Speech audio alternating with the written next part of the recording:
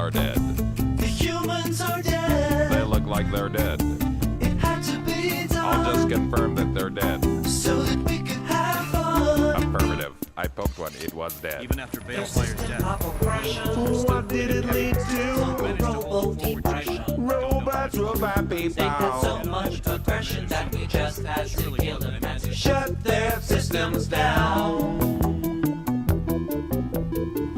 Robo-Captain, do you not realize that by destroying the human race because of their destructive tendencies, we too have become like... Well, it's ironic.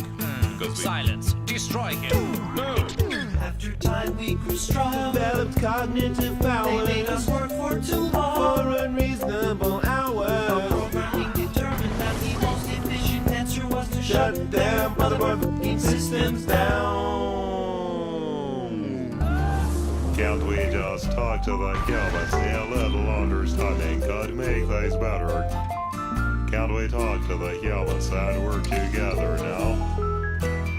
No, because they are dead. I said the humans are dead. I'm glad they are dead.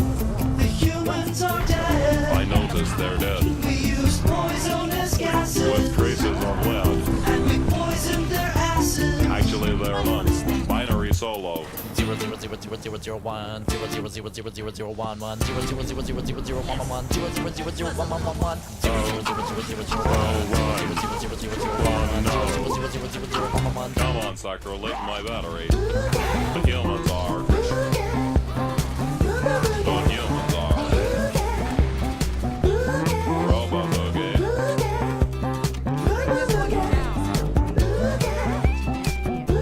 The humans are.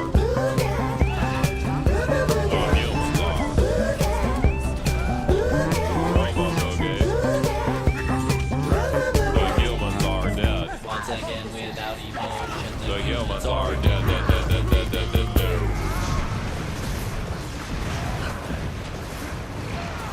Hurry and get out of here.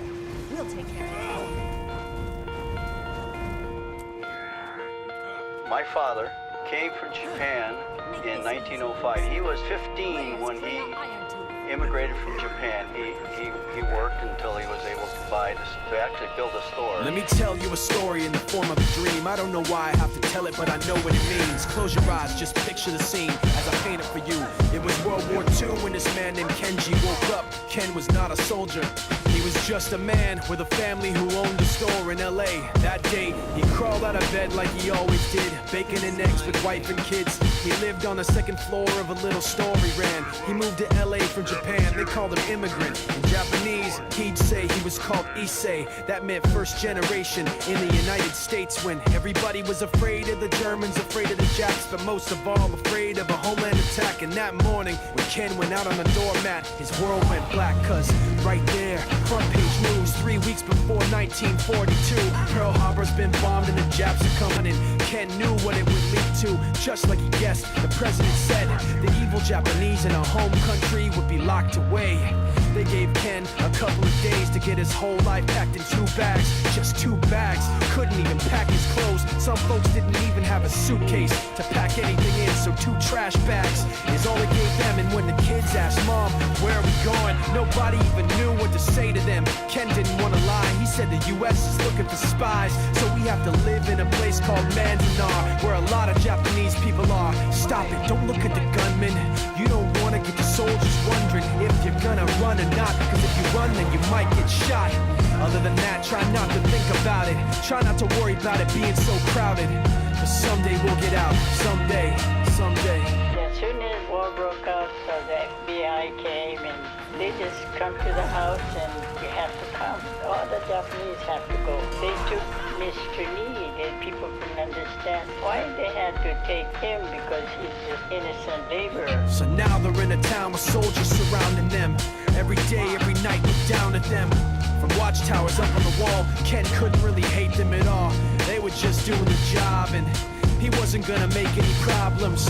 He had a little garden, vegetables and fruits that he gave to the troops in a basket his wife made. But in the back of his mind, he wanted his family's life saved.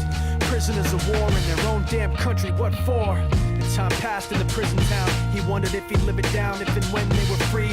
The only way out was joining the army. And supposedly some men went out for the army, signed on, and ended up flying to Japan with a bomb. That put an end to the war pretty fast. 2 cities were blown to bits. The end of the war came quick, and Ken got out big hopes of a normal life with his kids and his wife. But then they got back to their home, and what they saw made him feel so alone. These people had trashed every room, smashed in the windows and bashed in the doors, written on the walls and the floor, Japs not welcome anymore. And Kenji dropped both of his bags to the sides and just stood outside. He looked at his wife without words to say. She looked back at him, wiping tears away, and said, someday we'll be okay, someday. Now the names have been changed, but the story's true. My family was locked up back in 42. My family was there where it was dark and damp, and they called it an internment camp. When we first got back from camp, it was pretty bad. I remember my husband said, oh, we're going to stay till last. Then my husband died before they closed the camp.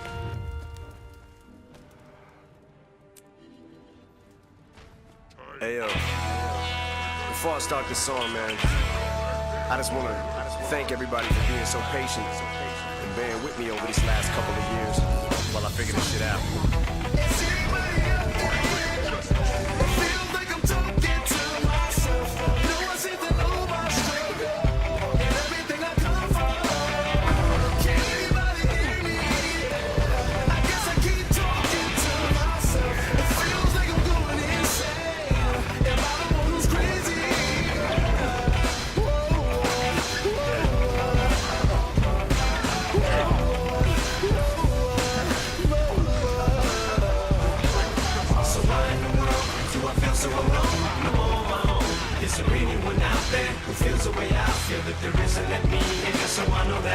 I went away, I guess, and opened up some lanes, but there was no one who even knew I was going through.